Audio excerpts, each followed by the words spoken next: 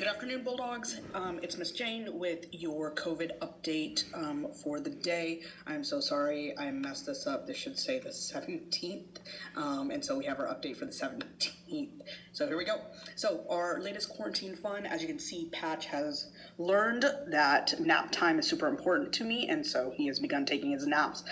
Fun little thing about this picture, if you look closely enough and you zoom in here, you'll get some pretty fun pictures of me when my hair was grown out and when I was asked to prom during my second year of teaching by a high school friend who was teaching high school. Also, I guess, Emily, you're not on campus, and so I really don't have to ask you, but I think I did some of my shopping for my quarantine snacks here. JK, I'm just kidding. But it made me laugh when I walked in the building today and saw all these snacks. Hope you guys are doing some things to move, work your brains out, and have fun with your families while you are sheltering in place in your homes. Couple of updates. So first, let's make sure that today you all take the 2 surveys that were sent by Irma via email, and they're also on the staff Facebook page. These are super, super important surveys because the first survey asks if there's people who can volunteer for doing some civic duties, and then the second survey are for people to be able to disclose, again, it's optional, any kind of pre-existing conditions that you might have, or if you have family members that you have to take care of during this time. Ultimately, we love you and we care about you, and we can't help with some of those things unless we also know. So while it is optional, I highly encourage you to be able to let us know those kinds of things. And it is a need-to-know basis, so our HR team will know. No one else will unless it's a need-to-know. Also, here's some updates about the city of Austin. For those of you who are not watching the news, please make sure you are constantly doing that. There is a press conference that happens daily. Excuse me.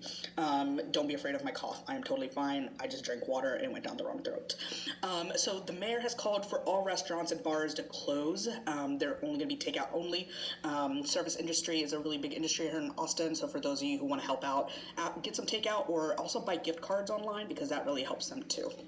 We must be limiting gatherings to no more than 10 people. Again, no more than 10 people. And you can have a fine up to $1,000 if this is broken. So please be careful.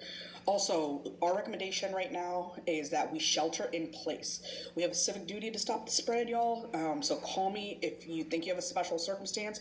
Otherwise, please stay local. Please stay local. Events and PD. So here's some things. College Signing Day and Royal Reader Celebration have been canceled. We're going to be looking at things that we can do to pump this up still, so that's to be determined.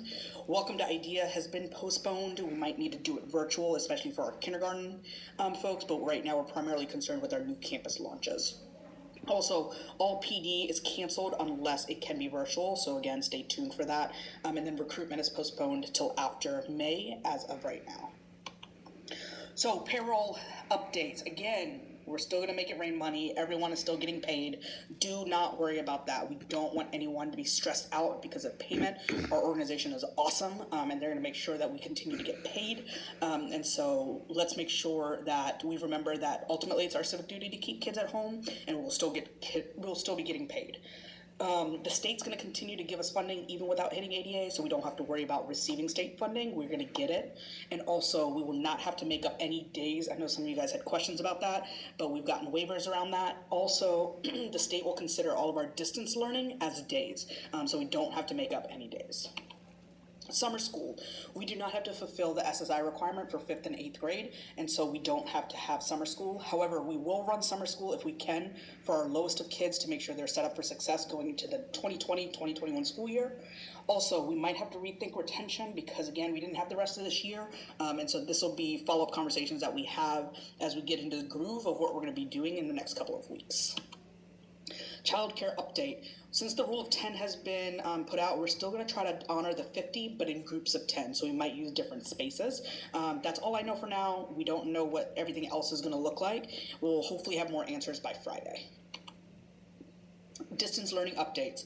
Remember, or something for you all to know is families will be communicated by HQ around what distance learning is tomorrow, in terms of that we're going to it. Not all the details, because you need the details first, but they'll know that there's going to be something coming down the pipe for them the week of the 23rd.